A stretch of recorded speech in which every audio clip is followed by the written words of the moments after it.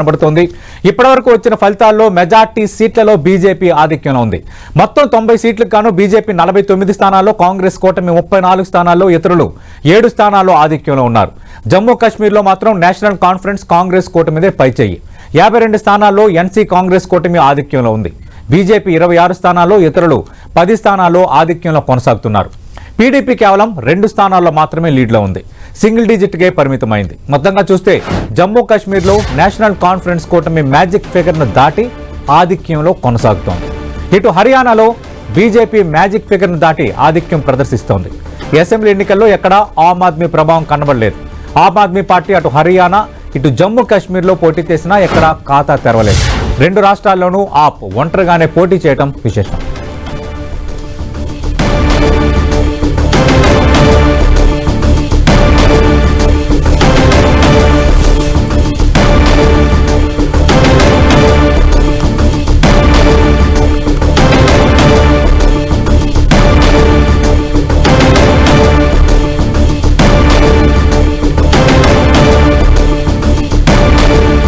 మనం చూస్తున్నాం జమ్మూ కాశ్మీర్లో ఎన్సీ కాంగ్రెస్ కూటమి ఘన విజయం దిశగా అడుగులు వేస్తున్నాయి. మ్యాజిక్ ఫిగర్ను దాటి మెజార్టీ స్థానాల్లో కాంగ్రెస్ ఎన్సీ కూటమి ఆధిక్యతను కనబరుస్తోంది. మనం చూస్తున్నాం మాజీ ముఖ్యమంత్రి ఫరూక్ అబ్దుల్లా విక్టరీ సింబల్ చూపిస్తున్నారు. మనకు తెలుసు 2014లో జమ్మూ కాశ్మీర్లో ఎన్నికలు జరిగాయి. 2019లో ఎన్నికలు జరగలేదు. 10 ఏళ్ల తర్వాత జరిగిన ఎన్నికల్లో కాంగ్రెస్ ఎన్సీ కూటమికి స్పష్టమైన ఆధిక్యం కనబడుతోంది. ఇంకా అధికారికంగా ప్రకటన వెలువడాల్సి ఉంది. బట్ మనం చూస్తున్న మాజీ ముఖ్యమంత్రి నేషనల్ కాన్ఫరెన్స్ అధినేత ఫరూక్ అబ్దుల్లా విక్టరీ సింబల్ని చూపిస్తున్నారు. అటు జమ్మూ కాశ్మీర్లో జరిగిన ఎన్నికల నేపథ్యాన్ని మనం చూస్తే అటు కూటమి మంచి చెప్పుకోదగ్గ స్థానాలనే సాధించింది. మనకి ప్రజెంట్ ఉన్న సిచ్యువేషన్ బట్టి మనం చూస్తే అక్కడ మ్యాజిక్ ఫిగర్ 46, జమ్మూ కాశ్మీర్లో బీజేపీ 29, కాంగ్రెస్ ప్లస్ ఎన్సీపీ కూటమి 51, పీడీపీ 2, అదర్స్ 8 స్థానాల్లో ఆధిక్యంలో ఉన్న పరిస్థితి కనిపిస్తోంది. అంటే మ్యాజిక్ ఫిగర్ కంటే ఒక 5 స్థానాలు అదనంగా అటు కాంగ్రెస్ ఎన్సీ కూటమి జమ్మూ కాశ్మీర్లో సాధించింది. కొంత ఆధిక్యత కనబరుస్తోంది. బట్ హర్యానా విషయానికి వచ్చేసరికి హర్యానాలో మాత్రం ఎగ్జిట్ పోల్స్ అంచనాలు తారుమారయ్యాయని మనం చెప్పాలి. హర్యానాలో 90 అసెంబ్లీ స్థానాలు కాను Bharatiya Janata party latest figures బట్టి 49 స్థానాల్లో ఆధిక్యంలో ఉంది.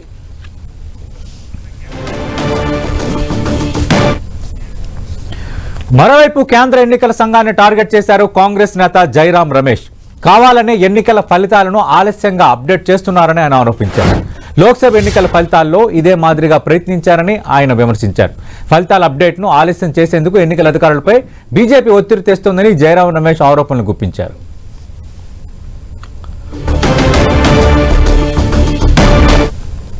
ईसीआई हमारे सवालों का जवाब दें, क्योंकि 10, 12, 11 राउंड के नतीजे आ चुके हैं, पर जो अपडेट किया गया ईसीआई के वेबसाइट पर, चैनलों पर सिर्फ 4 या 5 राउंड के नतीजे आ रहे हैं. तो ये प्रशासन पर एक दबाव रखने का एक तरीका है. ये लोकसभा चुनाव में भी हुआ था.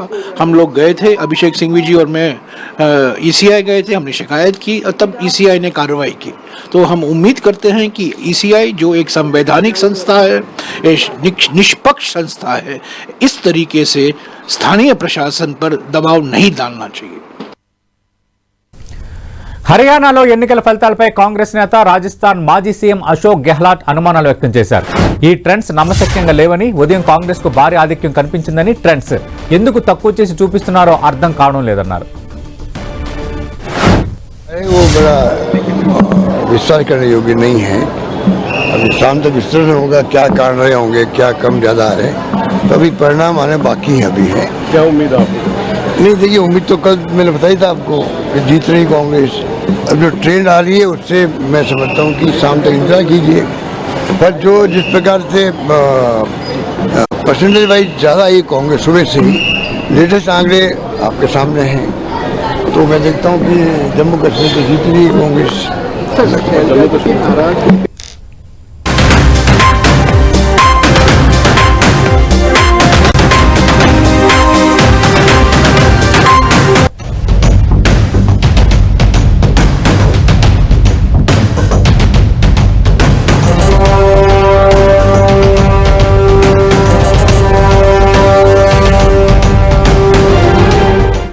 రైట్, ఎన్నికల ఫలితాలపై మనం లంచ్ అవర్ డిబేట్ స్టార్ట్ చేస్తున్నాం. చర్చలో పాల్గొంటున్నారు. మొన్న హర్యానా ఎన్నికల నేపథ్యంలో కాంగ్రెస్ పార్టీ పరిశీలకుడిగా ఉన్న ప్రస్తుత కాంగ్రెస్ ఎంపీ భువనగిరి లోక్సభ సభ్యులు చామల కిరణ్ కుమార్ రెడ్డి గారు ఢిల్లీ నుంచి లైవ్లో ప్రత్యేకంగా పాల్గొంటున్నారు. అలాగే జాతీయ విశ్లేషకులు పెంటపాటి పుల్లారావు గారు డిబేట్లో ఢిల్లీ నుంచి లైవ్లో పాల్గొంటున్నారు. కిరణ్ కుమార్ గారు, ముందుగా జమ్మూ కాశ్మీర్లో 10 ఏళ్ల తర్వాత ఎన్నికలు జరిగితే మీరు ఎన్సీపీ కూటమి ప్రభుత్వం ఏర్పాటు దిశగా అడుగులు పడుతున్నందుకు ముందుగా మీకు శుభాకాంక్షలు. కిరణ్ కుమార్ గారు. నమస్కారం అండి. యాక్చువల్ గా ఈ రోజు ఏదైతే హర్యానా ఎన్నికలు ఉన్నాయి కూడా నమస్తే అండి. ఇప్పుడు అందరికి నమస్కారం. ముఖ్యంగా ఏదైతే ఈ రోజు హర్యానా ట్రెండ్స్ కూడా మొదట్లో టోటల్ పాజిటివ్ ట్రెండ్స్ అంటే 60 నుంచి 70 సీట్లు ట్రెండింగ్ ఉన్నటువంటి పరిస్థితి.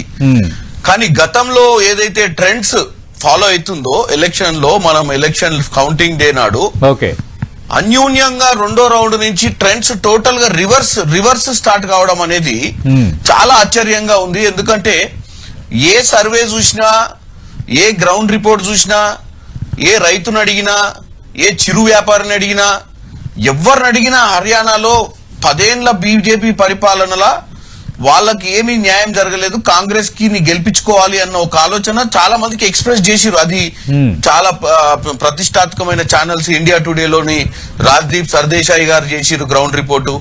తర్వాత చాలా సర్వేలు ఇచ్చిన రిపోర్ట్ కి భిన్నంగా ఈ రోజు ఎన్నికల రిజల్ట్, ఈ రోజు ఈ ట్రెండ్స్ ఇప్పుడు ఆల్రెడీ 10-12 రౌండ్లు అయిపోయినట్టున్నాయి కొన్ని బూత్లలో, కొన్ని ఎలక్షన్స్, కొన్ని కాన్స్టిట్యున్సీలల్లో. సో మొదట్లో ఉన్న ట్రెండ్ ఇప్పుడు లేకపోవడము, ఇప్పుడు ఆల్రెడీ 12 రౌండ్లు అయినాయి, ఇంకా మా అంటే 6 రౌండ్లే ఉన్నాయి. కాబట్టి ఇది కొంచెం ఆశ్చర్యజనకంగానే అనిపిస్తుంది మాకు బేసిక్ గా. ఎందుకంటే ఇది ఎక్స్పెక్ట్ చేయని రిజల్ట్ హర్యానాలో. జమ్మూ కాశ్మీర్ లో ఏదైతుందో మీరు ఒకటే ఆలోచించాలి. జమ్మూ కాశ్మీర్ లో కూడా అక్కడ ప్రజలకు వాళ్ళంతా ఏదో నరేంద్ర మోడీ గారు తీసుకున్నటువంటి నిర్ణయాలు, నరేంద్ర మోడీ గారు అక్కడ పెడుతున్నటువంటి 370 ఆర్టికల్ ని వీటన్నిటిని సమర్థిస్తారు అన్న ఆలోచనతోటి నరేంద్ర మోడీ గారు అక్కడ ప్రభుత్వాన్ని రద్దు చేసి మరి అక్కడ పబ్లిక్ ని కన్విన్స్ చేయడానికి ప్రయత్నం చేసినా అది వర్కౌట్ కాలేదు. ఎందుకంటే భారతదేశ వ్యాప్తంగా కూడా చాలా మంది ఆర్టికల్ ని రద్దు చేసినందుకు అందరు హర్షించారు. కానీ అక్కడ ప్రజల ఆలోచనలు ఏంది, అక్కడ ప్రజలు ఏ సిస్టమ్ లో ఉండాలనుకుంటారు, అక్కడ ప్రజల అవసరాలు ఏంది అనేది మన భారతదేశంలో ఉన్నటువంటి వేరే రాష్ట్రాలలో ఉన్న ప్రజలకు, జమ్మూ కాశ్మీర్ లో ఉన్న ప్రజలకు వ్యత్యాసం ఏంటంటే వాళ్ళ స్థితిగతులు, వాళ్ళ జీవిత విధానము, వాళ్ళకి ఏం చేస్తే బాగుంటదని ఒకసారి ఆలోచించేది ఉండే. ఎందుకంటే 370 ఆర్టికల్ అనేది ఓవరాల్ గా మన ఇండియన్ సిస్టమ్ కి చూస్తే, సరే ఏ పొలిటికల్ పార్టీ అయినా దాన్ని వ్యతిరేకించిన అప్పుడు నేను నాలాంటి యంగ్ పొలిటీషియన్స్ ఏమంటారంటే, ఈ రోజు ఏదన్నా ఒక ఆర్టికల్ గాని ఒక వ్యవస్థను గాని తీసుకొచ్చినప్పుడు కన్స్ట్రక్టివ్ గా ఉండాలి, అమెండ్మెంట్స్ కరెక్ట్ చేయాలి, దాంట్లో ఇబ్బందికరమైన వాతావరణం ఏ కమ్యూనిటీకి అయినా ఉంటే దాన్ని కవర్ చేయాలి. So Jammu Kashmir result clear గా మనకు కనపడుతుంది. అక్కడ వీళ్ళు కావాలని వీళ్ళ తెలివితేటలు ప్రయోగించి 5 మా సభ్యుల్ని నామినేట్ చేసి ఒకవేళ హంగ్ వచ్చే ప్రయత్నం జరిగితే దాన్ని 5 సభ్యులు అనేది వాళ్ళు ఓవర్ నైట్ వాళ్ళు ఒక సిస్టమ్ ని అక్కడ అడాప్ట్ చేసుకొని ఒక 5 నామినేట్ చేస్తూ వాళ్ళకు కూడా ఓటు అధికారం కలిగేయడం అనేది ఇదంతా బీజేపీ జమ్మూ కాశ్మీర్ లో వాళ్ళ పవర్ ని ఎట్టి పరిస్థితుల్లో ప్రూవ్ చేసుకోవాలని ఒక ఆలోచనతో ముందుకు పోయినట్టు కనిపించింది. కానీ 50 క్రాస్ కావడం తోటి ఈ వాళ్లకు ఇప్పుడు బేసిక్ గా అటువంటి వ్యూహాలు ఏం వర్కౌట్ అయ్యేటట్టు కనపడతలేదు. అంటే చాలా ఆశ్చర్యకరమైన విషయం కిరణ్ గారు, అదే ఎగ్జిట్ పోల్స్ జమ్మూ కాశ్మీర్ హర్యానాలో ఇక్కడ కాంగ్రెస్ కూటమి, అక్కడ కూడా కాంగ్రెస్ ఖాయం అన్నట్టుగా మెజార్టీ ఎగ్జిట్ పోల్స్ సంస్థలు చెప్పాయి. మీరు ఇందాక అన్నది వాస్తవమే. బట్ హర్యానాలో మొత్తం మళ్ళీ తారుమారైపోయింది. గత 10 ఏళ్ళుగా అధికారంలో ఉన్న భారతీయ జనతా పార్టీ కూటమి వైపే మళ్ళీ హర్యానా ఓటర్ మొగ్గు చూపాడా అన్నట్టుగా ఇప్పుడు హ్యాట్రిక్ దిశగా భారతీయ జనతా పార్టీ అడుగులు పడుతున్నాయి.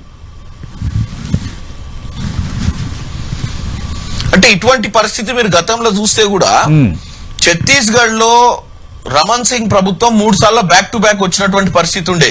ఇది భూపేష్ బఘేల్ గారు మన ఓడిపోయారు కాంగ్రెస్ నుంచి. ఛత్తీస్గఢ్ ప్రభుత్వం కూడా ఓడిపోద్దని ఎక్స్పెక్ట్ చేయలేం మనం. ఛత్తీస్గఢ్ ప్రభుత్వము ఈ రెండోసారి, ఎందుకంటే అక్కడ ప్రజలు 2-3 సార్లు ప్రభుత్వాలను బ్యాక్ టు బ్యాక్ గెలిపించుకునేటువంటి తత్వం ఉన్న ప్రజలు కాబట్టి ఛత్తీస్గఢ్ లో భూపేష్ బఘేల్ గారి ప్రభుత్వము 100% రిపీట్ అయింది అనుకున్న ఆ ప్రభుత్వం కూడా చాలా దారుణంగా ఓడిపోవడం జరిగింది. అంటే నెంబర్స్ చాలా వేరియేషన్ వచ్చింది.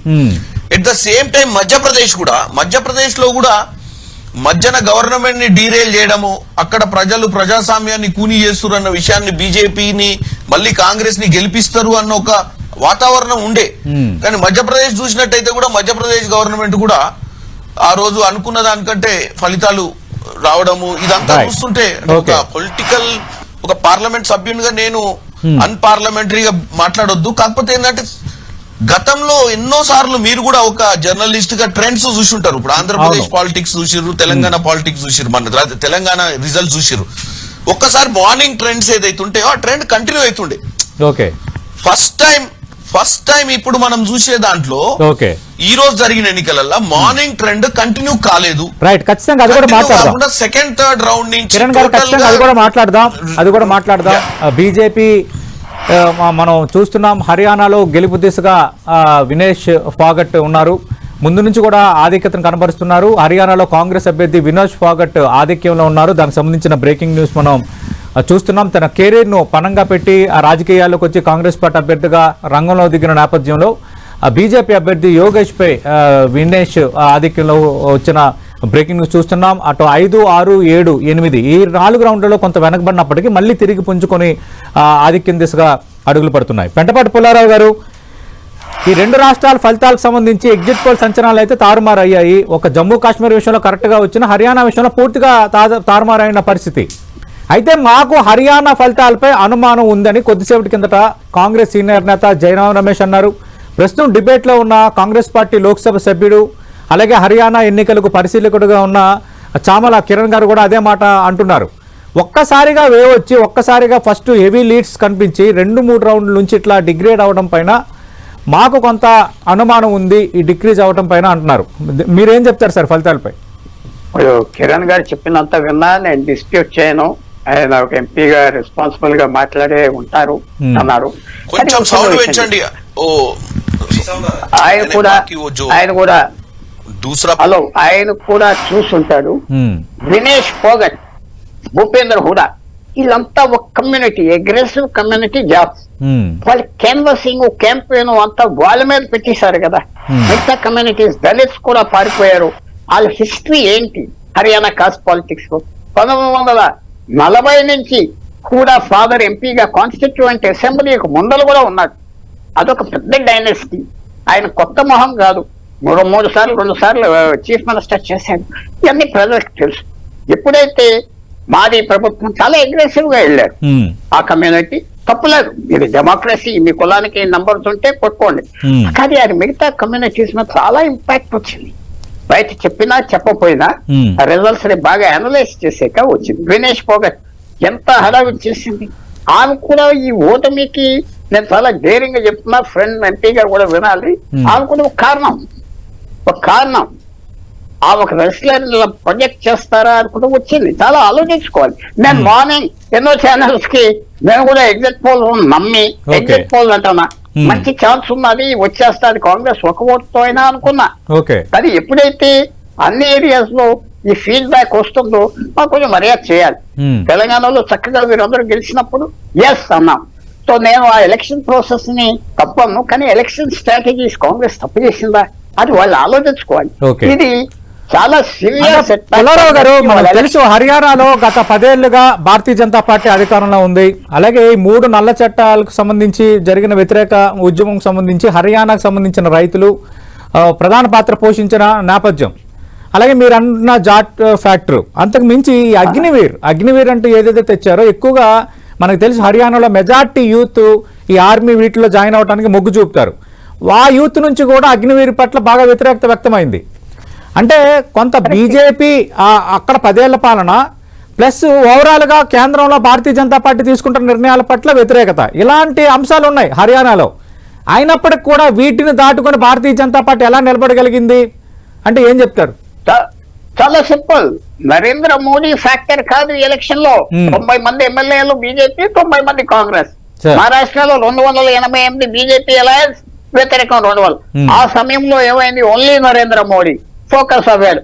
అగ్నివీర్ అన్నారు, రామ్లాల్ అన్నారు, ఇదన్నారు, అదన్నారు, పనిచేసింది.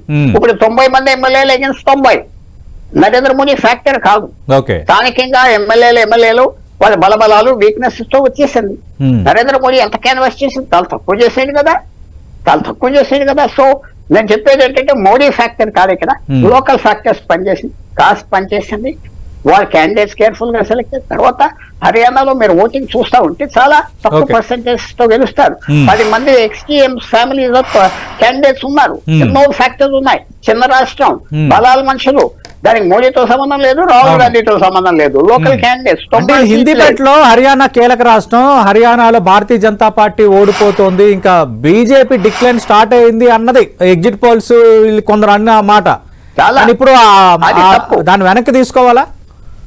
అది చాలా తప్పు. ఎవరు గెలవక ముందే గెలిచేసామంటాం, అందరు చెప్తారు కదా, అది ఓవర్ కాన్ఫిడెన్స్ వస్తుంది. ఓడిపోతే ఏం చెప్తాం, సైలెంట్ గా వచ్చిన రిజల్ట్స్ ఇలాగ వచ్చినా ఏదో మేనేజ్ చేశారని చెప్పుకోవటం. ఈవేళ ఈ రిజల్ట్ చిన్న రాష్ట్రం అయినా పెద్ద ఇంపాక్ట్ వస్తుంది. 2024 పార్లమెంట్ ఎలక్షన్ లో చాలా చేదు వచ్చిన బీజేపీ మీద వెనక్కి వెళ్ళిపోతుంది. ఇదేంటి హర్యానాలో గెలిచారా అని రాష్ట్రంలో అనుకుంటారు, జార్ఖండ్ లో అనుకుంటారు, ఉత్తరప్రదేశ్ లో అనుకుంటారు. సో అవన్నీ కొన్ని మార్పులు వస్తాయి. అది కొంచెం నేను అనుకున్నా, ఇందాక కూడా చెప్పాను, మరి ఎంపీ గారు విన్నారో లేదో తెలియదు. స్ట్రాటజీ సరిగ్గా చేయలేదు. ఇప్పుడంతా రేపటి నుంచి ఏమొస్తుంది, భూపేందర్ కూడా క్యాండిడేట్స్ కి ఇచ్చారు, మా క్యాండిడేట్స్ కి ఇవ్వలేదని సెల్జా ఆల్రెడీ హింట్ చేస్తుంది. సో అంతా కొద్దిగా ఓవర్ కాన్ఫిడెన్స్.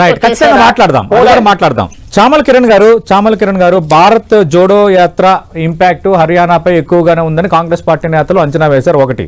రెండోది, పెంటపాటి పుల్లారావు గారు ఏమంటున్నారంటే స్ట్రాటజీ మిస్ అయింది, జాట్స్ ను ఎక్కువగా తీసుకోవటం వల్ల మిగతా సెక్షన్స్ దూరం అయ్యాయి అని అంటున్నారు. అలాగే మీకు కలిసి వచ్చే అంశాలు కూడా ఉన్నాయి. ఎందుకంటే రైతు చట్టాలకు వ్యతిరేకంగా రైతులు భారీగా ఉద్యమించిన రాష్ట్రాల్లో పంజాబ్ ఒకటి, హర్యానా ఒకటి. అలాగే అగ్నివీర్కి వ్యతిరేకంగా అక్కడ యూత్ కూడా తిరగబడ్డారు. లోకల్గా అక్కడ 10 ఏళ్ల భారతీయ జనతా పార్టీ పాలనలో అవినీతి పైన ఉద్యోగ కల్పన లేకపోవడం అనేది కూడా బిగ్ ఫ్యాక్టర్స్ అయ్యాయి. ఇన్ని ఫ్యాక్టర్స్ని ఎందుకు కాంగ్రెస్ పార్టీ ఉపయోగించుకోలేకపోయింది?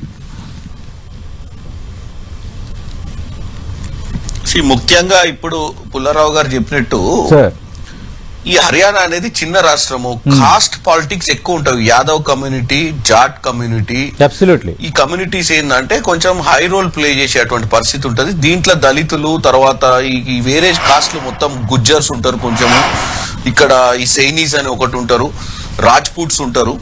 సో ఈ పర్టికులర్ బెల్ట్ లో ఏంటంటే సరే రాహుల్ గాంధీ గారి భారత్ జోడో యాత్ర అనేది సరే కాశ్మీర్, కన్యాకుమారి నుంచి కాశ్మీర్కి పోయినప్పుడు వేరే రాష్ట్రాల మీద ఉన్నంత ఇది ఢిల్లీకి అతి దగ్గరలో ఉంటది. ఢిల్లీ పంజాబ్ మధ్యన ఉన్నటువంటి రాష్ట్రం ఇది. ఈ రాష్ట్రంలో ఈ భూపేందర్ సింగ్ హుడ్డా అనే వ్యక్తి 10 సంవత్సరాలు గతంలో రాజకీయంగా చాలా ఒక రాజశేఖర్ రెడ్డి గారి పీరియడ్ 2004 to 14 ముఖ్యమంత్రిగా ఉన్న పరిస్థితి ఉంది.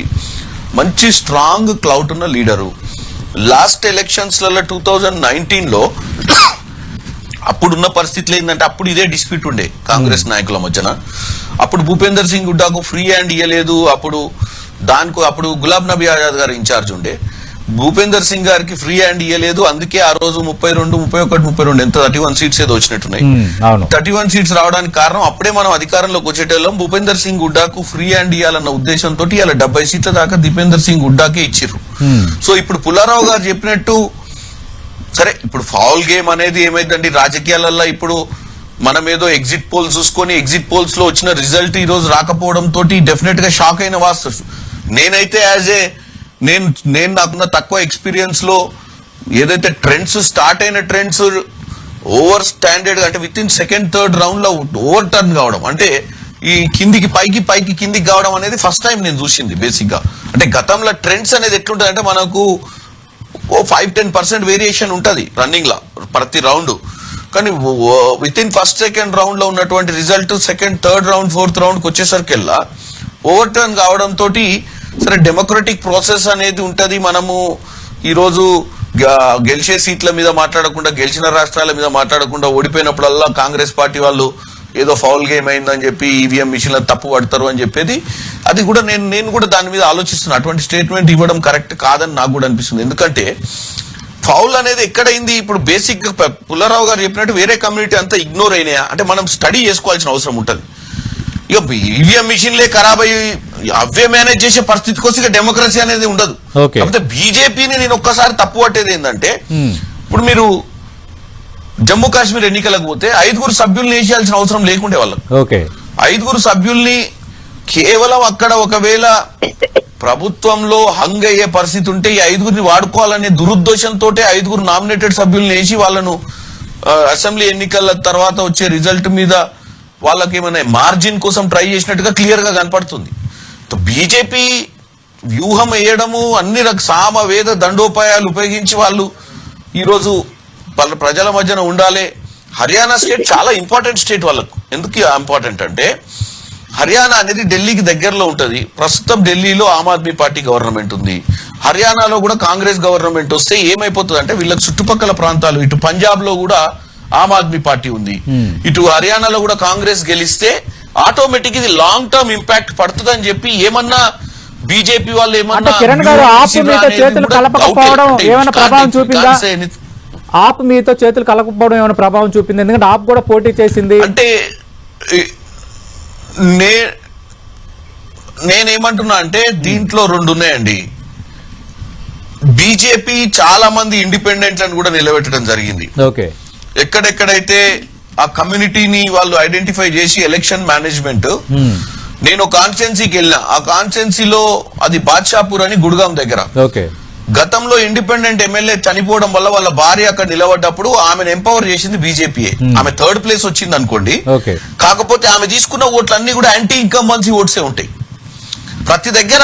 అంటే ఇది పొలిటికల్ సిస్టమ్, మనం దీన్ని తప్పు పట్టొద్దు. మీ స్ట్రాటజీ మీకు ఉంటది.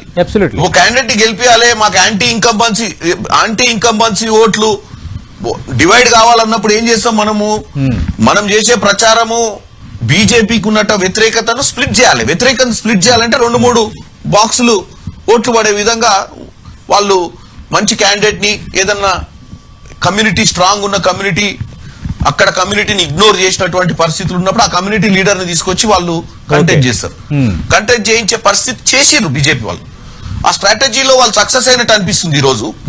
రెండోది, గతంలో కూడా ఎప్పుడు నేను ఊహించని విధంగా ఈ రోజు రిజల్ట్స్ వచ్చినాయని నాకు అనిపిస్తుంది. ఎందుకంటే గతంలో ఈ స్థాయి రిజల్ట్స్, ఇంత ఓవర్ట్ నేను రిజల్ట్స్ చూడలేదు. నేనేమనుకున్నా అంటే ఈ 2 రాష్ట్రాలే కాకుండా రేపు జార్ఖండ్, మహారాష్ట్ర కూడా డెఫినెట్ గా కాంగ్రెస్ కి అడ్వాంటేజ్, కాంగ్రెస్ కూటమికి అడ్వాంటేజ్ ఉంటుంది అనుకున్నా. ఎందుకంటే మహారాష్ట్రలో కూడా ఎన్సీపీని, శివసేన జార్ఖండ్ మరి వాళ్ళు జరిగింది ప్రభుత్వం కూలదోసి. దాన్ని కూడా ఈ మహావికాస్ అఘాడి అనేది, నేను మహారాష్ట్రలో కూడా చంద్రపూర్ పార్లమెంట్ కి ఇప్పుడు అబ్జర్వర్ ఉన్నా. ఒక రౌండ్ పోయి వచ్చిన, నేను చిన్న మీటింగ్లు పెట్టొచ్చిన అక్కడ గ్రౌండ్ లో విదర్భ ఏరియాలోనైతే కాంగ్రెస్ కి సేమ్ ఇప్పుడు ఏదైతే అనుకున్నామో హర్యానాలో 60 సీట్లు వస్తాయి, 70 సీట్లు వస్తాయి అనుకున్న పరిస్థితి ఆ రోజు ఉండే. అంటే ఈ రోజు అనుకున్నాం, కాలేదు అది. ఈ రోజు అంటే ఇంకా కూడా 15-14 రౌండ్స్ అయిపోయినట్టున్నాయి. ఇంకా నాకు తెలిసి పెద్ద తేడా ఏమి ఉండకపోవచ్చు. నేను కూడా 7th రౌండ్ 8th రౌండ్ లో మీడియా తోటి మాట్లాడినప్పుడు let's see until middle of the way అంటే 10 రౌండ్ల తర్వాత we will know more facts అని చెప్పి. కిరణ్ గారు మీరు లైవ్ లోనే ఉండండి. ఈ రిజల్ట్ చాలా షాకింగ్ రిజల్ట్. ప్రస్తుతం డిబేట్ లో జాయిన్ అవుతున్నారు బీజేపీ సీనియర్ నేత, పార్టీ రాష్ట్ర కార్యదర్శిగా ఉన్న ప్రకాష్ రెడ్డి గారు. ట్యాంపరింగ్ అయ్యే పరిస్థితి. హర్యానా ఫలితాల పైన మాకు అనుమానాలు ఉన్నాయి, ఇది కాంగ్రెస్ పార్టీ వ్యాఖ్య. కొద్దిసేపటి కిందట జయరామ రమేష్ కామెంట్ చేశారు. ప్రస్తుతం ఇదే డిబేట్ లో మీతో పాటు ఉన్న హర్యానా ఎన్నికల పరిశీలకుడు భువనగిరి ఎంపీ చామల కిరణ్ కుమార్ రెడ్డి, ఆయన కూడా ఇదే ఆరోపణ చేస్తున్నారు. మొదటి 2-3 రౌండ్లలో బిగ్ లీడ్ చూపించి ఒక్కసారిగా ఏదంటే పాల పొంగు ఒక్కసారిగా ఎట్లా పోతుందో అట్లా రిజల్ట్స్ ఏంటి అటు నుంచి ఇటు అయిపోయాయి. మాకు ఇప్పటికీ కొంత డౌట్ ఉంది. అక్కడ ఏ ప్రజలకు అడిగినా పూర్తి స్థాయిలో వ్యతిరేకత ఉంది. కాంగ్రెస్ ఖచ్చితంగా రావడం ఖాయమని ఎగ్జిట్ పోల్స్ కూడా చెప్పాయి. కానీ ఏదో జరిగింది అన్న ఒక అనుమానం వ్యక్తం పరుస్తున్నారు కాంగ్రెస్ పార్టీ నేతలు. సార్, నేను ఒక కాంగ్రెస్ పార్టీ నేతల గురించి, తెలంగాణ కాంగ్రెస్ పార్టీ గెలుపు విషయంలో కూడా మాకు అనుమానం ఉందండి. కర్ణాటక కాంగ్రెస్ గెలుపు విషయంలో కూడా మాకు అనుమానం ఉందండి. రాజస్థాన్ లో, హర్యానాలో కూడా కాంగ్రెస్ పార్టీ 5 సీట్లు గెలవడంలో మాకు అనుమానం ఉందండి. ఇది ఏంటంటే ప్రజల యొక్క అభిప్రాయాన్ని, ప్రజల యొక్క ఓటును అవమానం చేసినట్టుగా నేను భావిస్తాండి. అవమానం చేసినట్టుగానే ఇది ఏంటంటే ఎలక్షన్ కమిషన్ రుద్దడము. ఇది కాంగ్రెస్ పార్టీకి 30 ఏళ్ళు అలవాటు అయిపోయింది. ఈవీఎంలు తప్పు అంటే, మీరు గెలిస్తే ఈవీఎంలు కరెక్ట్, మీరు ఓడిపోతే ఈవీఎంలు తప్పు. ఈ భావజాలంతో మాట్లాడడం అనేటువంటిది కాంగ్రెస్ పార్టీ రాజ్యాంగాన్ని పుస్తకం చూపెట్టడం కాదు, రాజ్యాంగాన్ని గౌరవించేటువంటి పద్ధతి ఇది కాదు అని మాత్రం చెప్పదలుచుకున్నా. 1. నెంబర్ 2, విశ్లేషణ చేస్తున్నప్పుడు చాలా మంది ఏంటంటే మీకు ఇంట్రెస్టింగ్ ఒకసారి గుర్తు చేస్తాను విజయ్ సతీష్ గారు. నాకు గుర్తున్నంత వరకు రాజస్థాన్ లో లాస్ట్ ఎలక్షన్స్ లో అంటే మొన్నగా అంతకుముందు ఎలక్షన్స్ లో రిజల్ట్ ఫస్ట్ ఏమంటారు బ్యాలెట్స్ పోస్టల్ బ్యాలెట్ తీయంగానే మీడియా సంకేతాలు ఇచ్చేసింది. విపరీతంగా బీజేపీకి వచ్చేస్తున్నాయి 100, 110, 120 అని. చూస్తుండిపోతే ఇది 60కి పడిపోయింది.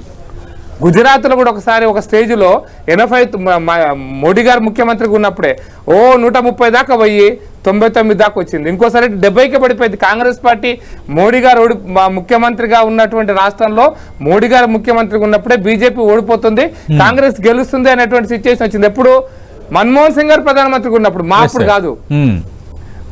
మాకు కాంగ్రెస్ కి 87, మాకు 75 చూపించారు. 87 కాంగ్రెస్ కు 75 మాకు.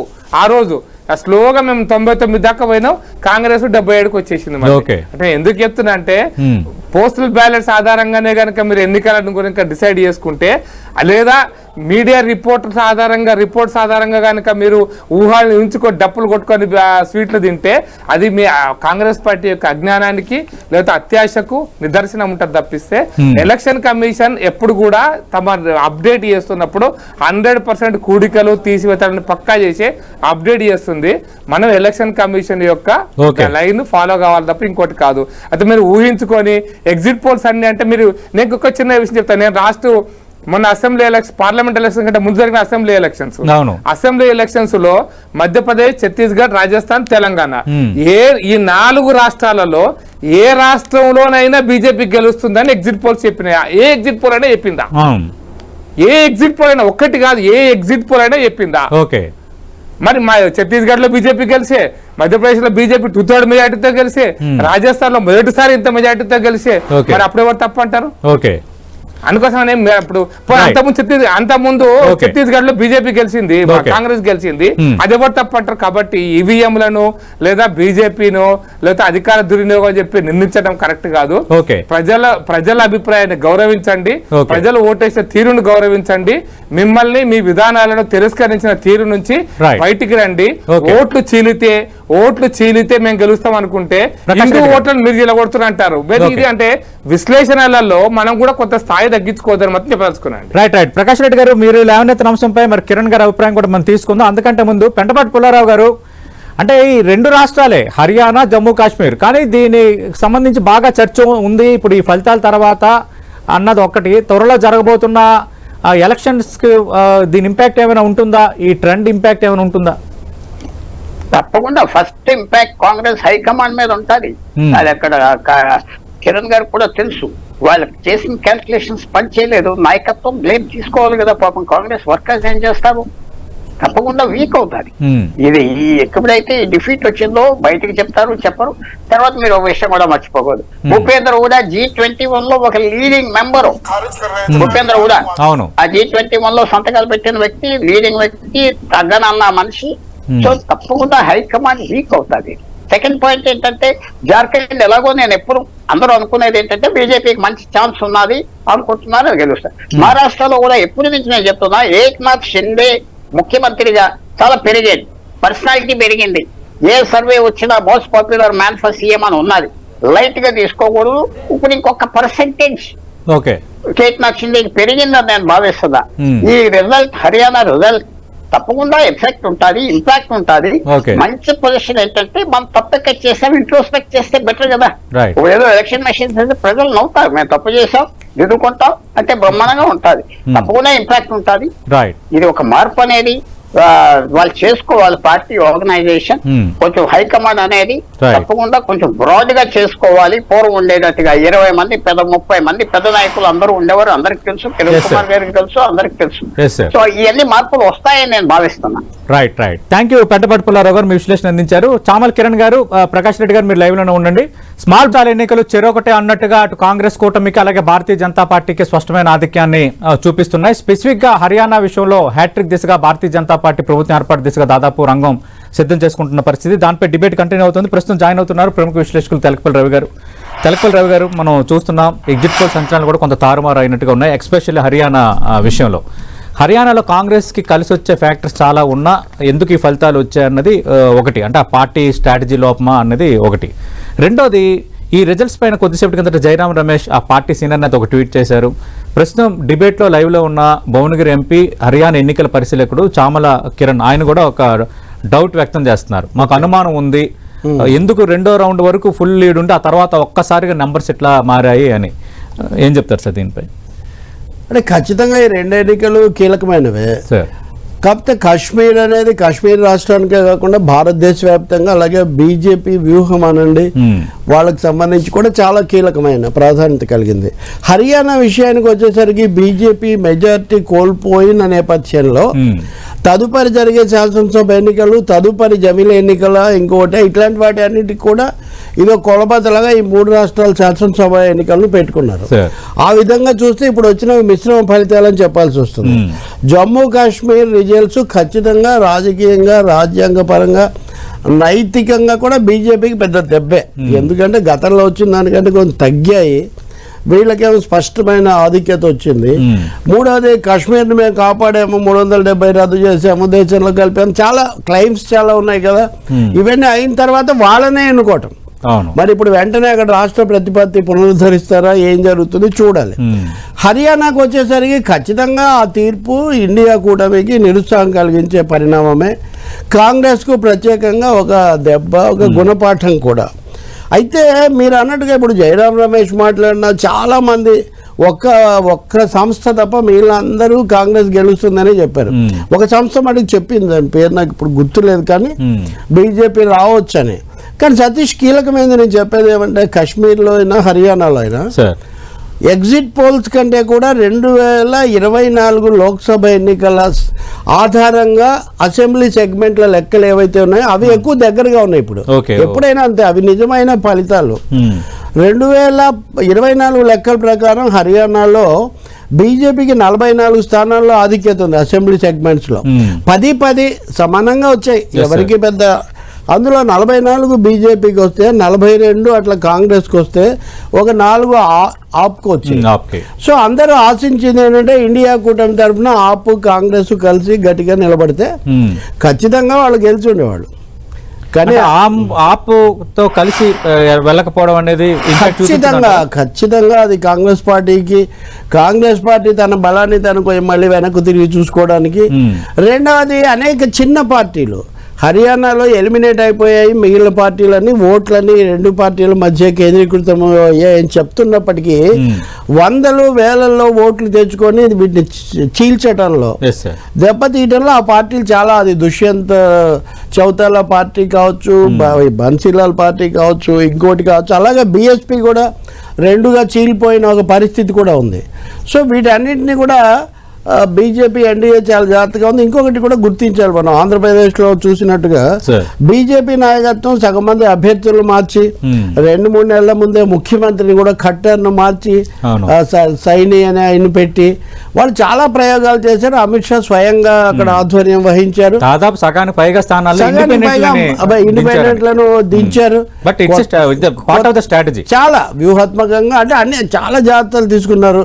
కేంద్రంలో అధికారం తర్వాత మొన్ననే తగిలిన దెబ్బ పునరావృతం కాకూడదు. హర్యానా సతీష్ మీకు ఢిల్లీకి దగ్గరగా ఉండటం వల్ల అది వ్యాపార వర్గాలు, రైతాంగ భూస్వామ్య వర్గాలు, జాట్లు, దళిత జనాభా కూడా చాలా ఎక్కువ. అనేక విధాల social composition very Hindi belt ఒక కీలక రాష్ట్రం, డిఫరెంట్, యూనిక్. ఇప్పుడు జాట్ అనే కోణంలో చూస్తే రేపు ఉత్తరప్రదేశ్ ఎన్నికల వరకు కొనసాగాయి. అయితే ఖచ్చితంగా కాంగ్రెస్కు ఇండియాకు చాలా అనుకూల అంశాలు ఉండినాయి. రైతాంగ ఉద్యమం జరగడం, కర్నాల్ ఘటన, వినేష్ పోగాట్ అగ్నివీర్కు వ్యతిరేకంగా ఇన్ని జరిగినా కానీ దాన్ని సద్వినియోగం చేసుకోవడంలో తప్పకుండా ప్రధాన పాత్రధారిగా ఉన్న కాంగ్రెస్ పార్టీ తగు జాగ్రత్త తీసుకోలేదు అని అనిపిస్తుంది.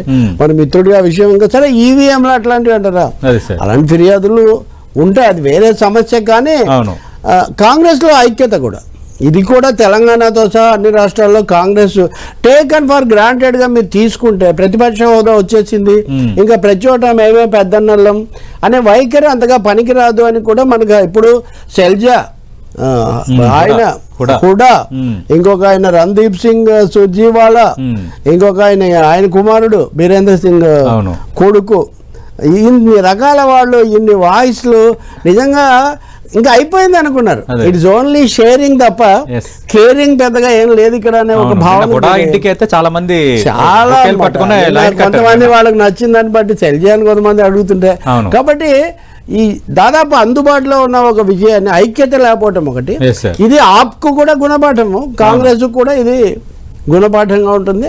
మిత్రుడు ప్రకాష్ రెడ్డి తప్పకుండా మనం సగం ఆయన అభినందించవచ్చు, సగం అభినందన లేదు, ఎందుకంటే కాశ్మీర్ లో గెలిస్తే ఎక్కువ అభినందించేవాడిని. కానీ చామల కిరణ్ గారు, కానీ ఒక ఇంట్రెస్టింగ్ ఏమంటే కాశ్మీర్ కు తెలుగు వాళ్ళు రామ్ మాధవ్, కిషన్ రెడ్డి వీళ్ళే అసలు వాళ్ళని రామ్ మాధవ్ మళ్ళీ తెచ్చి పరిశీలకుడుగా పంపడంలోనే అక్కడ కొంత బలహీనత అది వరకు అని చాలా చర్చ జరిగింది. కిషన్ రెడ్డి ఇన్ఛార్జి కీలక బాధ్యతలు ఇచ్చారు. సో చామల కిరణ్ గారు, అంటే అనుమానాలు వ్యక్తం చేయడం కంటే కాంగ్రెస్ పార్టీ తప్పిదాలు కూడా ఉన్నాయి, ఐక్యత లేమనేది దెబ్బ తీసింది, అలాగే సరైన స్ట్రాటజీలో వెళ్ళలేకపోయారు. అవునన్నా కాదన్నా Bharatiya Janata party strategies work out అయ్యాయి, అటు అభ్యర్థులని మార్చడం విషయంలో కానీ, కొన్ని చోట్ల ఇండిపెండెంట్లు పెట్టడంలో కానీ, కాంగ్రెస్కు కౌంటర్ స్ట్రాటజీని కరెక్ట్గా ఎగ్జిక్యూట్ చేయడంలో కానీ అని అంటున్నారు రవి గారు కూడా, తెలకపల్లి రవి గారు కూడా. ఒప్పుకుంటారా? ఇందాక పుల్లారావు గారైనా రవి గారైనా వీళ్ళు విశ్లేషకులు చెప్పేది వాస్తవంగా, ఎందుకంటే వాళ్ళకున్న ఎక్స్పీరియన్స్, వాళ్ళు ఎన్నో ఎన్నికలు, దాని ప్రక్రియను ఫాలో అయ్యేటువంటి వ్యవస్థ ఉంటుంది. మేము పార్టీలో ఉన్నప్పుడు ఏమైందంటే, మేము చుట్టూ కార్యకర్తలే ఉంటారు, మాకు చుట్టూ వ్యవస్థలన్నీ పాజిటివ్ వైబ్రేషన్స్ తోటి నడుస్తుంటాయి. కాబట్టి ఎన్నోసార్లు మనకు ఎన్నిక అనేది విజిబిలిటీ ఉండదు పొలిటికల్ ఉన్నోళ్ళకు. ఎందుకంటే మనము గ్రౌండ్లోకి వెళ్ళిపోయి ఒక సర్వే సంస్థ మాదిరిగానో, లేకపోతే ఒక ఏమంటారు, ఒక ఎన్జిఓ మాదిరిగానో, ఒక సివిల్ సొసైటీ మాదిరిగానో మనం ప్రజల అభిప్రాయాలు తెలుసుకునే పరిస్థితి కాంగ్రెస్ లీడర్లకు 20-25 రోజుల్లో ఎన్నికలలో మొత్తము పార్టీ సిస్టమ్ లో ఉండడం వల్ల వాస్తవాలు ఏంటంటే, ట్రెండ్ భూపేందర్ హుడ్డా అనే నాయకుడు చాలా స్ట్రాంగ్ జాట్ లీడర్. భూపేందర్ సింగ్ హుడ్డా 10 ఏళ్లు ముఖ్యమంత్రిగా ఉన్నాడు. తర్వాత బీజేపీకి భూపేందర్ సింగ్ హుడ్డా అంత స్ట్రాంగ్ లీడర్ లేరు. ఇంతకుముందు మనోహర్ లాల్ ఖట్టర్ గారు ఉన్నా, ఇప్పుడున్న సైని గారు ఉన్నా, వీళ్ళందరూ కూడా ఆ స్థాయి లీడర్లు కారు. పోయినసారి మేమేమనుకున్నామంటే, ఇప్పుడు వీళ్ళు చెప్పే స్ట్రాటజీ ఒక తిరుగుంది, మా స్ట్రాటజీ ఏంటంటే, భూపేందర్ హుడ్డా అనే వ్యక్తి ఆ రోజు రాజశేఖర్ రెడ్డి గారు ఎట్లయితే ఉమ్మడి రాష్ట్రంలో పవర్ఫుల్ లీడరో, ఆ హర్యానాలో అటువంటి లీడర్, ఆ లీడర్ కి పోయిన 2019 ఎలక్షన్లలో ఫ్రీ హ్యాండ్ ఇయ్యకపోవడం వల్లనే ఆ రోజు అశోక్ తన్వర్ అని పిసిసి ప్రెసిడెంట్ ఉండే, నిన్ననే జాయిన్ అయ్యాడు 24 అవర్స్ ముందు, ఏది ఎస్సీ లీడరు, అంతకుముందు ఎంపీ ఉండే, మొన్న కూడా బీజేపీ నుంచి సిర్సా నుంచి ఎంపీగా నిలబడ్డాడు. సో ఈ ఫ్యాక్టర్స్ అన్ని ఉండి ఆ రోజులలో మనకు యూనిటీ లేదు అన్న విషయంలో, లేకపోతే భూపేందర్ సింగ్ హుడ్డా గారికి క్లియర్ గా ఆయన అడిగిన సీట్లు ఇవ్వకపోవడము, ఆయనకున్నటువంటి కమ్యూనిటీ బ్యాకప్, ఆయనకున్నటువంటి connection with minority votes, Dalit votes, ఇవన్నీ ఆయన వెనుక ఉన్నాయి, యాదవ్ ఓట్లు కూడా ఆయన వెనుక ఉన్నాయన్న ఆలోచనతో ఈసారి ఆయనకు ఫ్రీ హ్యాండ్ ఇవ్వడం జరిగింది. మోస్ట్ 80% ఆయన చెప్పిన వాళ్ళకి టికెట్లు ఇవ్వడం జరిగింది. స్ట్రాటజీ ఎట్లుంటదంటే అండి, మనం మాట్లాడుకోవడానికి చాలా రకరకాలు మాట్లాడుకోవచ్చు. దీనికి స్ట్రాటజీ అంటే ఈ రోజు పబ్లిక్ వేవ్, ఎందుకంటే నేను ఎందుకు డౌట్ అంటున్నా అంటే, మధ్యప్రదేశ్, ఛత్తీస్గఢ్, ఇప్పుడు హర్యానా, ఈ 3 ఎన్నికలు కూడా చాలా విచిత్రంగా జరిగినాయి. ఛత్తీస్గఢ్ లో గతంలో రమణ్ సింగ్ గారిని బ్యాక్ టు బ్యాక్ 3 సార్లు గెలిపించినటువంటి పరిస్థితి ఉన్న, రెండోసారి భూపేష్ బఘెల్ గారిని గెలిపిలేదు. కాకపోతే రిజల్ట్స్ అన్ని చామల కిరణ్ గారు, ఇందాక ఈ పాయింట్ మీరు రేజ్ చేశారు, దానిపై బీజేపీ ప్రకాష్ రెడ్డి కామెంట్ మీరు విన్నారు అంటే, మరి తెలంగాణలోనూ అదే జరిగిందా, కర్ణాటకలోనూ అదే జరిగిందా, ఇప్పుడు జమ్మూ కాశ్మీర్ లోనూ అదే జరిగిందని కిరణ్ గారు ఒప్పుకుంటారని ప్రకాష్ రెడ్డి గారు అడుగుతున్నారు. కిరణ్ గారు ఇంకో మాట, కిరణ్ గారు కాంగ్రెస్ స్ట్రాటజీ పక్కన పెడదాం, ఆపును కలుపుకోకపోవడం, యూనిటీ అనేది ఒక అవసరం కదా, ఇండియా కూటమి అనేది అది వచ్చినప్పుడు మిస్ కదా, అది ఓపెన్ కదా, మీకు సెగ్మెంట్ల వారీగా చూస్తున్న దాంట్లో క్లియర్ గా ఉంది కదా, అది 2024 ఎన్నికల్లోనే కలిస్తేనే గెలుస్తారు అని.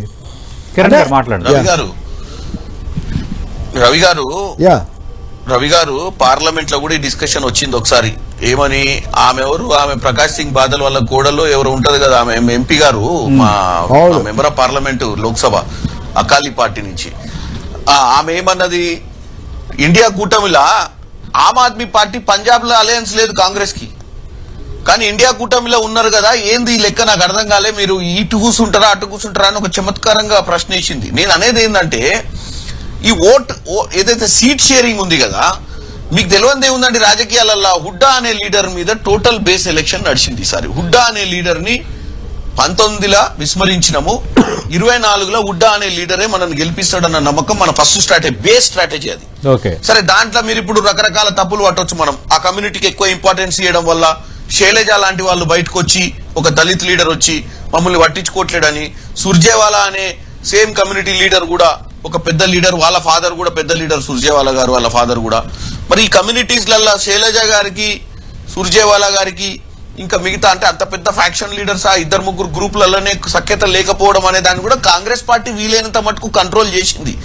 1-2 సార్లు శైలజ గారు ఉండి ముఖ్యమంత్రి విషయంలో ఏదో కాంట్రాడిక్టరీ స్టేట్మెంట్స్ ఇచ్చి ఉండొచ్చు, మాకు కొన్ని టికెట్లు ఇవ్వలేదు మొత్తం వాళ్ళకే ఇచ్చిరని ఆమె ఎప్పుడన్నా అసహనం వ్యక్తం చేసిండొచ్చు. కానీ స్ట్రాటజికల్ గా ఆమ్ ఆద్మీ పార్టీ అనే పార్టీ వాళ్ళు అడిగే స్టేక్ కానీ వాళ్ళు ట్రై చేసిరు, అలయన్స్ కోసం ట్రై చేయలేదని కాదు, బట్ వాళ్ళు అడిగేటువంటి స్టేక్ ని హుడ్డా గారు అవసరం లేదు ఇక్కడ ఆల్రెడీ. ఎందుకంటే ఇది మీరు ఇక్కడ గమనించాల్సింది ఒక ఇంపార్టెంట్ పాయింట్ ఉంది. మీరు అందరు కూడా ఈ రైతు చట్టాల మీద వ్యతిరేకత వచ్చిందే ఈ రాష్ట్రంలో. రాజ్దీప్ సర్దేశాయ్ లాంటి ఇండియా టుడే సర్వేయర్లు, మీరు రాజ్దీప్ సర్దేశాయ్ లాంటి వాళ్ళు గ్రౌండ్ లోకి వెళ్ళినప్పుడు గానీ పెద్ద పెద్ద ఛానళ్లు గ్రౌండ్ లోకి వెళ్ళి లైవ్ గా చాలా మందిని క్యాజువల్ గా హ్యాండ్ పిక్ చేసినప్పుడు వాళ్ళు ఎవరు కూడా బీజేపీకి ఫేవర్ గా మాట్లాడలే. అంటే వాళ్ళు ఎవరు ప్రీఫిక్స్డ్ కాదు. నేను కూడా హర్యానాలో పనిచేసిన గ్రౌండ్, కాకపోతే నేను సెమీ అర్బన్ ఏరియాలో పనిచేసిన, కాకపోతే రూరల్ ఏరియాకి పోయినప్పుడు నాకు క్లియర్ విజిబుల్ కనపడ్డది ఏంటంటే నై భాయ్ इस बार तो कांग्रेस को मदद दे रहे, इस बार को कांग्रेस को ఓట్ దేరే అనేది చెప్పడం జరిగింది. కాకపోతే ఇది ఏమైంది యాక్చువల్ ఫ్యాక్ట్స్ అంటే పొలిటికల్ గా నేను ఏది మాట్లాడినా తప్పే. ఇప్పుడు నేను ఇందాక మన ప్రకాష్ గారు మాట్లాడినప్పుడు నేను లేను, యాక్చువల్ నాకు డిస్కనెక్ట్ అయింది లైన్. వాట్ ఈ సెడ్ నాకు ఎక్కువ ఐడియా లేదు, అంటే వాట్ ఈ వాస్ క్వశ్చనింగ్ మీ అనేది. But end of the day ఎవరైనా ఆయనైనా ఎవరైనా అంటారు మరి అవునన్నా మీరు గెలిచిరు కదా తెలంగాణలో, మరి తెలంగాణలో గెలిస్తే మీరు మ్యానిపులేట్ చేసినట్ట అదే అన్నారు ఆయన. కర్ణాటకలో గెలిచారు, తెలంగాణలో గెలిచారు, కాబట్టి జమ్మూ కాశ్మీర్ లో గెలిచారు. అందుకే ఇది simple, it's not right. Even on behalf on నా సైడ్ కూడా నేను అలా మాట్లాడటం తప్పు. కాకపోతే ఏంటంటే ఇప్పుడు పుల్లారావు గారు మాట్లాడినా, రవి గారు మాట్లాడినా గానీ ఇప్పుడు అంత రిజల్ట్ ముందు పెట్టినాక మనం అందరం పోస్ట్ మార్టం చేస్తాం, ఎందుకు చచ్చిపోయిండు.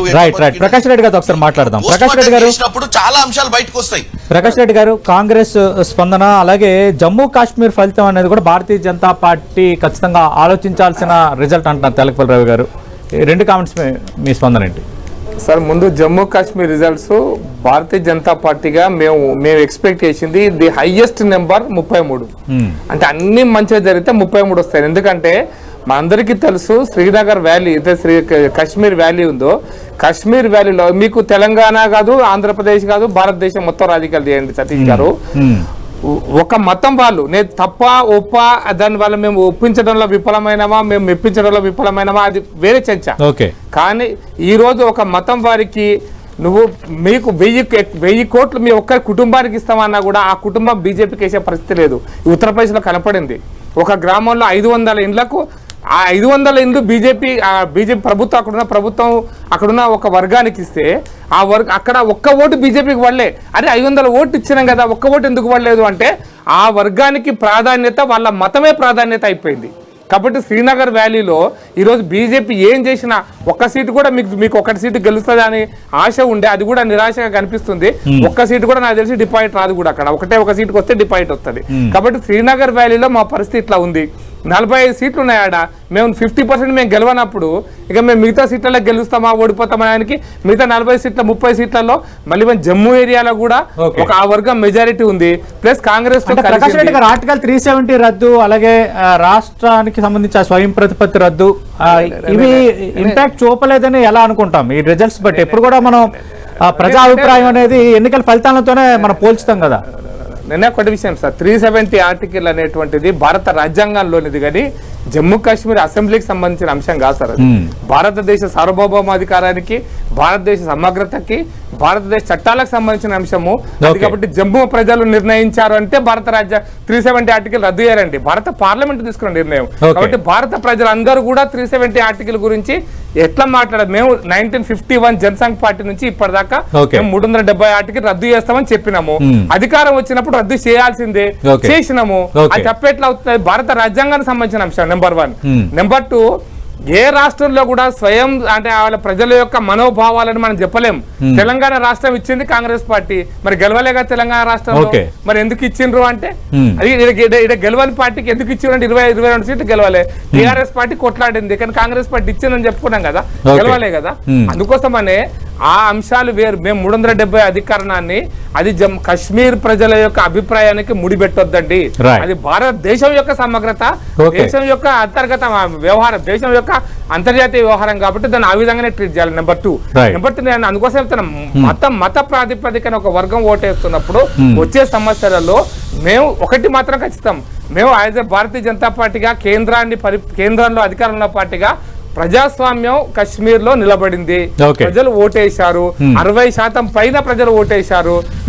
బాంబులు పేలలేదు. లాల్ చౌక్ దగ్గర తిరంగ పతాక ఎగురుతుంది. ఇది మేము కోరుకున్నాం, ఆ విజయం సాధించినాం. లాల్ చౌక్ ప్రకాష్ రెడ్డి గారు లేవనెత్తింది ఒక లాజిక్. అంటే తెలంగాణ ఇచ్చింది కాంగ్రెస్ పార్టీ, కానీ అప్పుడు గెలిచింది బీఆర్ఎస్. అలాగే ఆర్టికల్ 370 రద్దు అనేది కేవలం అది జమ్మూ కాశ్మీర్ పరిమితమైంది కాదు, దేశ సమగ్రతకు పరిమితమైంది.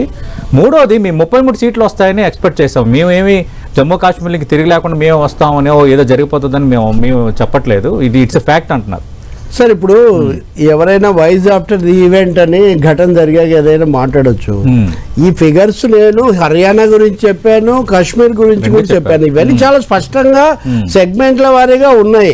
ఒక మతం వాళ్ళు అని కాశ్మీర్ లోయ గురించి మాట్లాడేటప్పుడు జమ్మూ గురించి కూడా ఒక మతం ఆధారంగానే కదా మనకు అక్కడ ఆధిక్యత స్థానాలు వస్తాయని చెప్పింది. జమ్మూలో కూడా బీజేపీ ఆశించిన స్థానాలు తెచ్చుకోలేదన్నది ఒక నిజం కదా. ఇంకోటి, జమ్మూలో ఉగ్రవాదం పెరిగిపోయింది. జమ్మూకు 2000 కంపెనీల వీళ్ళని పంపించారు, 2000 మందిని పంపించాలి, 13 కంపెనీలు అదనంగా పెట్టాలి. ఉగ్రవాదం పెరిగింది, మొత్తం చేయి తప్పిపోయింది అనే ఒక పెద్ద ప్రచారం జరిగింది ఎన్నికల ముందు. ఎమోషనల్ అప్పీల్ చాలా జరిగింది. మోదీ గారు స్వయంగా వెళ్ళారు, ఒక 5గురిని నామినేటెడ్ మెంబర్లను పెట్టడం లాంటివి, అలాగే చివరిలో అనేక సంస్థలు పెట్టడం. మీరు ఇంకోటి చెప్తున్నారు, నిజమే, నేను కూడా 370 దేశానికి సంబంధించిందనే చెప్తున్నా, కానీ కాశ్మీర్ కోణంలో ఆ నిర్ణయం తీసుకోవడం సరికాదు. ఆ ప్రజలు తిరస్కరించారు కదా. ఇప్పుడు తెలంగాణలో ప్రజలు కాంగ్రెస్ ను ఓడించుండొచ్చు, కానీ బీఆర్ఎస్ ను గెలిపించారు కదా టీఆర్ఎస్ అప్పుడు. కాబట్టి కాశ్మీర్ తెలంగాణ రావడాన్ని వాళ్ళు హర్షించి తెలంగాణ కోసం టీఆర్ఎస్ పెద్ద పార్టీ అని అప్పుడు ముఖ్య పార్టీ అని గెలిపించారు, తర్వాత కాంగ్రెస్ ను గెలిపించారు. కాబట్టి ఇక్కడ తెలంగాణ అనే ప్రిన్సిపల్ కి ఇక్కడ ఏం తేడా రాలేదు. ఈ పోలికే అసందర్భమైనది. ఎందుకంటే ఇక్కడ 370 రద్దు చేసి కేంద్రం మాకు బాగా చాలా మేలు చేసింది అని కాశ్మీర్ ప్రజలు భావించి ఉంటే బలపరచుండేవాళ్ళు. బలపరచలేదు. 2018లో మీరు అధికారంలోకి వెళ్ళారు కదా పీడీపీతో కలిసి. ఇప్పుడు పీడీపీ కూడా ఓడిపోయింది. మత ప్రాతిపదికను చూసుకుంటే పీడీపీకి మతమేం వ్యతిరేకంగా ఓడిపోయారు కదా. ఎందుకు ఓడిపోయారు మరి? మత ప్రాతిపదిక మీద వాళ్ళది కూడా ఆ మతమే కదా. కాబట్టి ఇక్కడ మతం కాదు, ఇక్కడ ఆ విధానం కాశ్మీర్ పట్ల ఈ 370 రద్దు సరికాదని ప్రజలు భావించారు. కాబట్టి ఆ పార్టీని వాళ్ళు తిరస్కరించారు. అది చాలా స్పష్టంగా కనిపిస్తుంటే ఇప్పుడు కాంగ్రెస్ ఇప్పుడు అలాగే కిరణ్ గారు ఇప్పుడు అసలు యూనిటీ కోసం పనిచేయకపోవడం లోపమని భావించట్లేదా? మిగతా రాష్ట్రాల్లో కూడా కాంగ్రెస్ అలాగే దెబ్బతింటుంది. అంటే గతంలో భూపేంద్ర హుడాకు మనం ఫ్రీ హ్యాండ్ ఇవ్వకపోవడం వల్ల ఓడిపోయింది, అందుకు ఒక బేస్ స్ట్రాటజీగా పూర్తిగా ఆయనకి సర్వాధికారాలు ఇచ్చారు. ఎంపీ గారు వాళ్ళ పార్టీ నాయకుడుగా అక్కడ అంతర్గతంగా చూసింది చేసింది ఆయన చెప్తున్నారు. కానీ కాంగ్రెస్ పార్టీ హుడాకు మాత్రమే పరిమితం, ఇదే మాట. ఇప్పుడు ఇందాక ప్రకాష్ రెడ్డి కాశ్మీర్ గురించి అన్నదే, నేను హర్యానా గురించి కూడా చెప్తా. కాంగ్రెస్ అనేది హుడాకో హర్యానాకో పరిమితమైన పార్టీనా?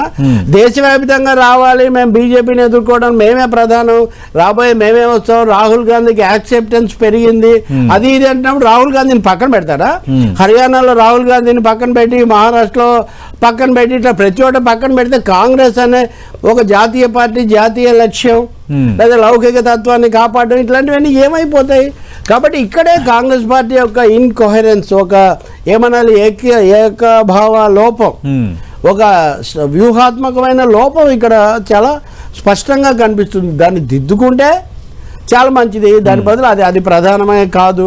ఒక్క నాయకుడి మీద ఆధారపడి ఏ పార్టీ నడవదండి. బీజేపీ కూడా మోదీ అని ఎంత చెప్పినా ఒక అమిత్ షా, ఒక RSS, ఇంకో ప్రకాష్ రెడ్డి దాకా అందరూ ఉంటేనే కదా నడుస్తుంది. కాబట్టి ఇది ఎందుకు చేజార్చుకున్నాము, దగ్గరగా పక్కనే ఉండి, అది కదా కీలక సమస్య. ఇప్పుడు మహారాష్ట్రలో ఏం చేస్తారండి? ఇప్పుడు మహారాష్ట్రలో వెళ్ళి శరద్ పవార్ కీలక నాయకుడు కాబట్టి ఆయనకే వదిలేస్తామంటారు. మహారాష్ట్ర ఉంది, ఇప్పుడు జార్ఖండ్ ఉంది. జార్ఖండ్ లో JMM వాళ్ళు ఇప్పుడు మాకు ఎక్కువ స్థానాలు కావాలంటున్నారని వాళ్ళు చెప్తున్నారు.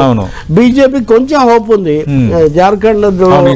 మరి అటువంటిప్పుడు మీరు దానికి తగిన కౌంటర్ స్ట్రాటజీ మీకు ఉందా? లేకపోతే ఇదే ఫలితం వస్తుంది అక్కడ కూడా. ఈ వరుసగా 1-2 దెబ్బతిన్న తర్వాత ఎవరు బలోపేతం అవుతారు? ఇప్పుడు లేదు, కేరళ లాంటి చోట కూడా చూస్తాం మనం, చాలా చోట్ల. తెలంగాణలో చూస్తాం. తెలంగాణలో ఉదాహరణకు కాంగ్రెస్ ఒక్కటే పోవడం, మిగిలిన వాళ్ళని పక్కన ఉండాలంటే ఏం జరుగుతుంది?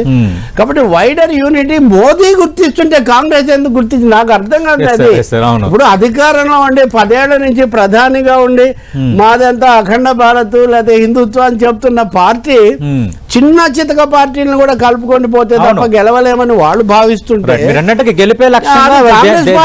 వాస్తవాన్ని దెబ్బతిన్న తర్వాత కూడా 2 సార్లు దెబ్బతిన్న తర్వాత కూడా గుర్తించలేకపోవడం నిజంగా ఆశ్చర్యం. అంటే ఆయన ఇప్పుడు విధానం మొత్తాన్ని ఆయన చెప్పలేకపోవచ్చు, కానీ but it is an eye opener at a right time. Whether one opens his eyes or not, it's their concern. అలా బీజేపీ కూడా టేకన్ ఫర్ గ్రాంటెడ్ గా తీసుకోకూడదు. Single strategy, emotional strategy work out అవ్వద్దు అన్నది కూడా కాశ్మీర్లో స్పష్టంగా చెప్తుంది. అది కాశ్మీర్కి సంబంధించింది కాదంటే ఏం చెప్తామండి? ఒక్క వాక్యం చెప్పేసి కంక్లూడ్ చేస్తా సతీష్. కాశ్మీర్ భారత్లో భాగం అని మనం చెప్తాం అందరం కూడా, కానీ కాశ్మీర్లో భారత్ భాగం అయిందా లేదా?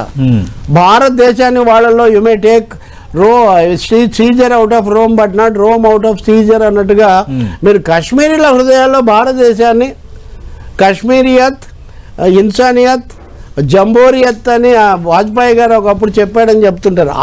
ఆ స్పిరిట్ ఉందా లేదా? అది కదా ఇక్కడ కీలక ప్రశ్న. రైట్.